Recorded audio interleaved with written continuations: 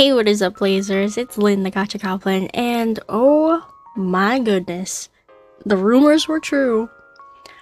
Tingyun has come out. Okay, but it's not Tingyun.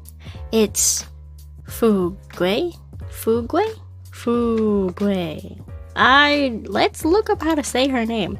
So actually, I can say that the person who I trust, okay, to do pronunciations is actually EOD Gamer. EOD. Let's see if they already posted a video on this new Tingyun that came out. Let's see. Okay, so it doesn't look like it, but let's check community posts. Ooh, okay. Pronounce name. See, people go to him. Fugyu? Fugyu. That is, I'ma say it now. That is an unfortunate name. What does it mean in Chinese is what I want to know. But for the English speaker, Fugyu. Fugyu? Bro. But damn, she looks good. Now, I have to admit, I heard that there were leaks about this character coming out, like the drip marketing was released, like a few hours before the official release, so that is unfortunate. But she still looks amazing, and I didn't see any of the leaks. I just saw it now. I saw this now, but she looks really good. Ooh, Fire Nihility. Oh, damn. Wait, but we just had a Fire Nihility character. Zhao Che was a Fire Nihility, and he was for Acheron. Interesting. I don't think they're gonna make Tingyun for Acheron, right? Nah. He can't. She's totally not gonna power creep him yet, right? I'll be so sad. But that's so cool. I like the detail that they have in this photo, because you see the old Tingyun here, and then you see her upgraded self. That is so cool. I really like this like whole transition thing. You know what? If I didn't know she had the tail and stuff, I would say that this has like fish-esque vibes here. But I like the change of the hair. Her size of her ears got bigger too. Does that mean like they're older or something? Oh, I wonder what this is, because if you ask me, there are like things on her. Are these like tattoos? These look like tattoos. She has like lily flowers here. Representation, and I wonder what that could mean in her lore. But this thing here is the only thing that really stands out. She doesn't have any of those colors on her original form. So is this something that's something significant? I like how big her tail is. Her big tail is so cute. But interesting. Fire Nihility. I just hope that she doesn't power creep Zhao Che just right away, because we just got him and I'm still building the guy. But very interesting. I don't know Nihility. What else? The only other Nihility team that I know, team comp, okay, speaking from a casual player, is the dot characters, and that's like Kafka. That's like the 4-star, the quad banner that came out earlier. So it was Kafka, Black Swan. Damn, did I miss out? Because if they're gonna bring Dot back in, I don't have any Dot characters, guys. This is concerning. But this is crazy. Usually they'll like release one character that is like, you know, in like the history of Honkai Star Rail, usually they'll release one character that everybody wants to pull, and then the secondary character nobody really wants to pull, or like it's an easy skip, because they're allowing for people to like save up for the better banners. You kind of saw that with like Acheron coming out versus what's his name? Adventurine. Like some people already had Fu Xuan, so they didn't need an Adventurine.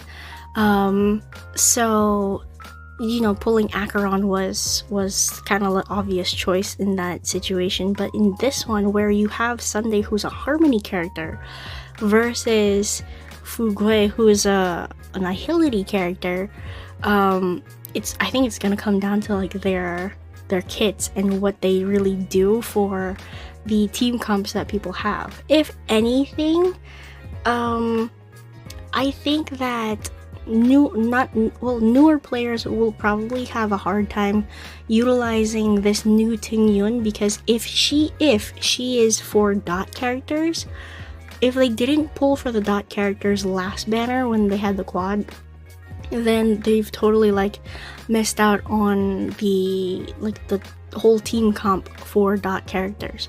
So pulling a Tingyun would kind of be playing the long game, whereas if you pull for a Sunday, you might have more immediate benefits to your account for newer players. For older players though, I think if you have all of the dot characters like Kafka, Black Swan, and Huahua, then probably having a Tingyun would be very beneficial. This upgraded Tingyun. I don't know how to say the name. Fugui, what was it? Fug you?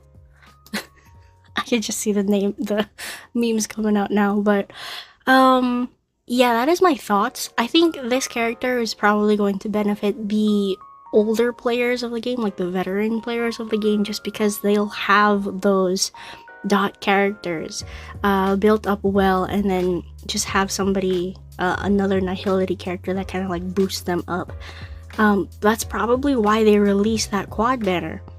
So if we see another quad banner come out in the future, maybe we can like hypothesize or like theorize what the new limited characters are going to be in the following patch.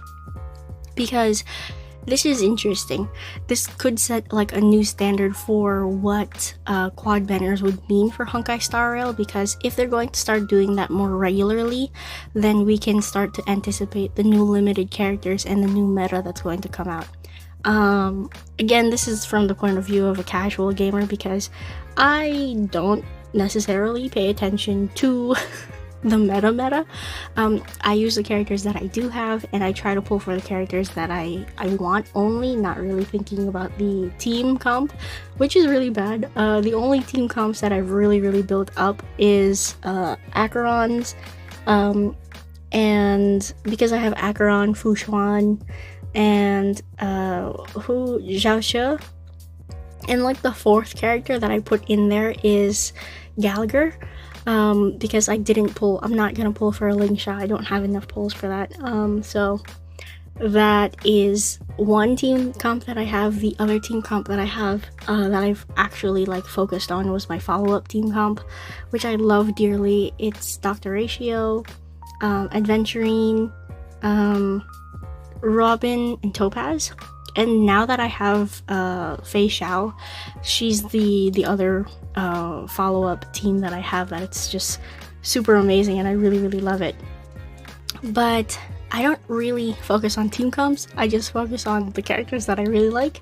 So I will be skipping Fugui, and I will be pulling for Sunday, because Sunday, I'm really looking forward to having like a new meta. And if Sunday is about the new meta that's going to come out in like the next 6 months, I'll rather play the long game in that and pull for him and get ready for the new meta than relying on the older characters from the old meta for dot characters. So that is my thoughts on like the polling and stuff. But let's like read her little blurb here, because I totally skipped over it, just went straight to like thoughts about battles and whatever. So let's go here. So extraterrestrial satellite communication. What was it? Fogyu.